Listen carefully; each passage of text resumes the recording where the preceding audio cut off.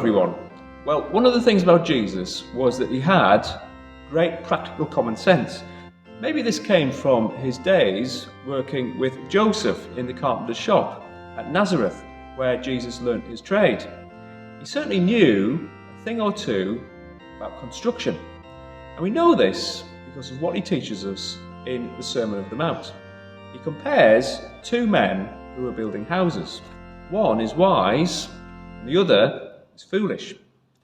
The foolish man, says Jesus, builds his house on the sand. When the rains fall and the floods come and the winds blow, the consequence is that that house built on the sand falls to bits.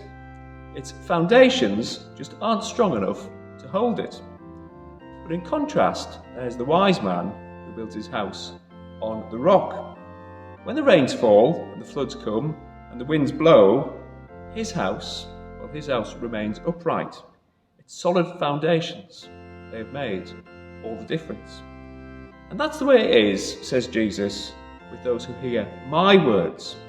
Everyone who hears them and does what he says, does what I say, says Jesus, is like the man who builds his house on the rock.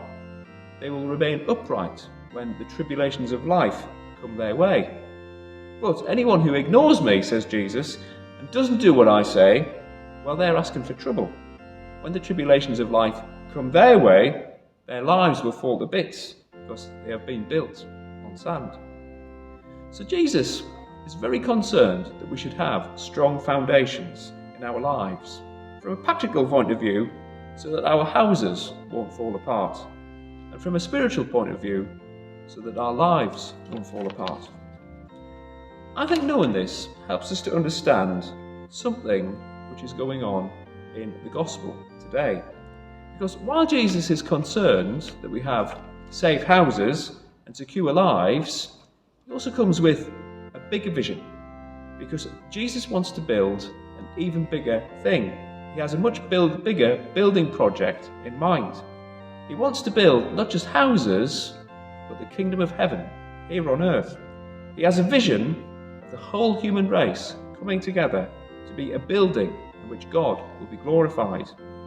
Temples, church buildings, well, they're all very nice, but God and his people working together, well, that's what Jesus is really about.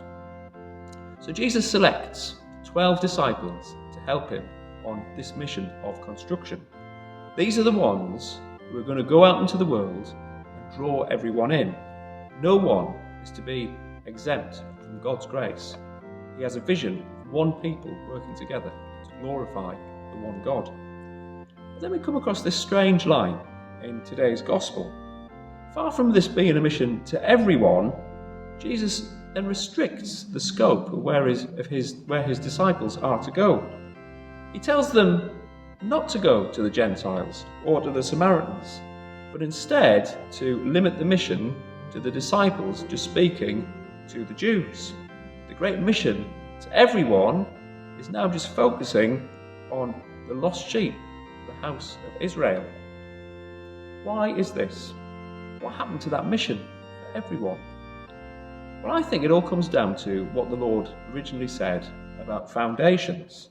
Certainly, the plan at the end of the day is to bring the kingdom of heaven for everyone.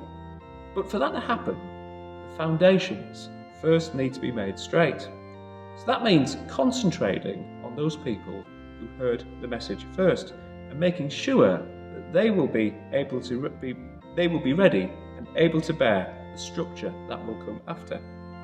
Strengthening the foundations is what this part of the mission is all about. The rest of the building work, well, that can come later. St. Paul had a vision of the church growing throughout the ages. Jesus Christ is the chief cornerstone, and there's room in this building for everyone. Our job is to help bring people in. But maybe it's worth considering our own foundations. Are our lives built on the rock of Jesus? What would it take to keep us upright when the time of tribulation comes for us? Sometimes we need to make sure that our own house is in order before we can bring in others. In the name of the Father, and of the Son, and of the Holy Spirit. Amen.